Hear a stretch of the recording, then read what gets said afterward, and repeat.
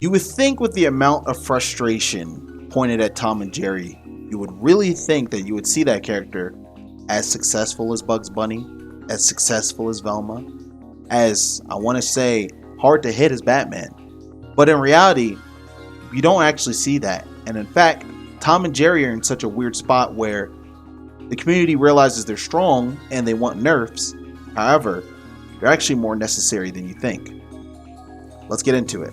So, Tom and Jerry being one of the best characters in the game, obviously pioneered mostly by Void. I would actually attribute their success to Void.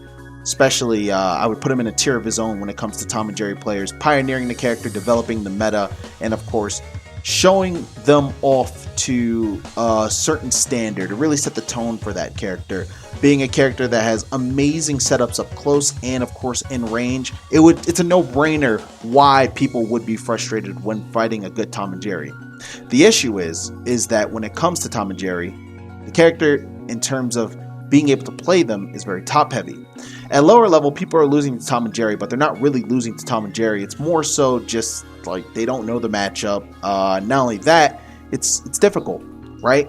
When you don't understand a character like that. And even if they're not being pioneered to the best of their ability, you will still struggle to a degree. Now, at top level, you have Void winning with Tom and Jerry, right? He and I won Void, Evo with Wonder Woman and Tom and Jerry winning the most important Multiversus tournament to date in the Super Bowl of fighting games. Big deal, right? How many more Tom and Jerrys were in that bracket?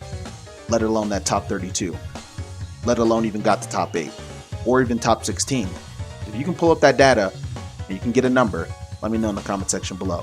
When you're looking at these online tournaments, how many Tom and Jerrys are in the top 8? How many are winning tournaments? For a character that is so good, so strong, why aren't there more succeeding to the level that Void has?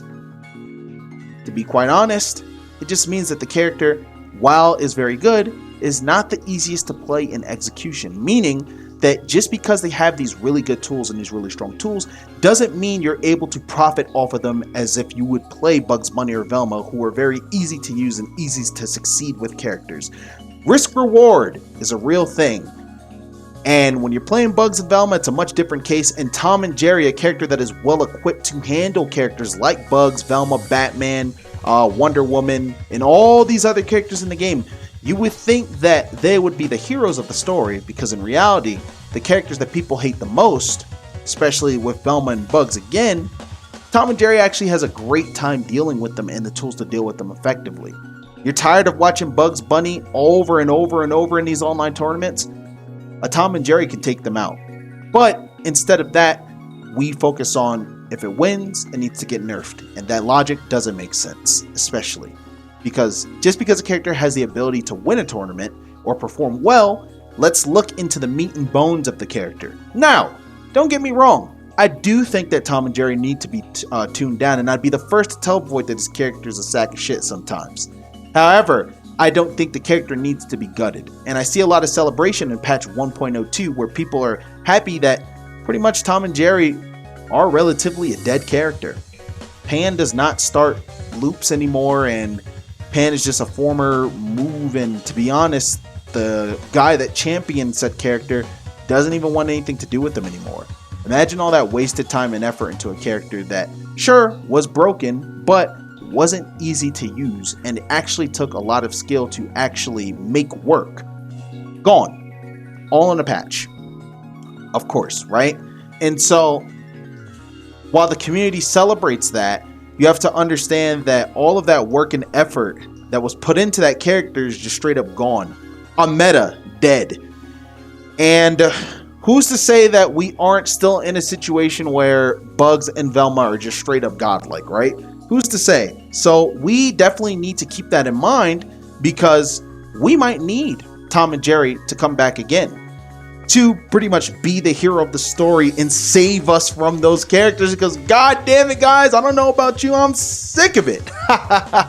But that's only what time will tell. And basically why I did this video is to pretty much show everybody why these characters are important, why they're significant. And you know, I think Tom and Jerry was one of the most creatively done characters in the game, and it would suck to see them disappear from the meta forever. all because we don't want to push ourselves to learn the matchup or to understand them more. And to preface that again, I do think they need to be toned down. But I do think they need to be toned down in a way where it isn't mostly because people don't want to learn the matchup, and it's more so because there are certain aspects about them that should fall in line with other characters, because that's also what I believe in.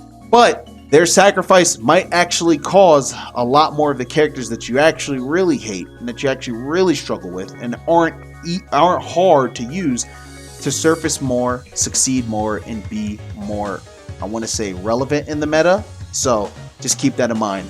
But guys, this is why I believe Tom and Jerry aren't necessary for the meta, and I hope one day to see them return to the big stage. Thank you guys for watching. Let me know what you think about this in the comment section below. And of course, if you want me to do another character, holla at me in the comments. Let me know. This is NAKAT. Please subscribe. Take it easy. Peace out. Deuces. Much love to you. Have a great day.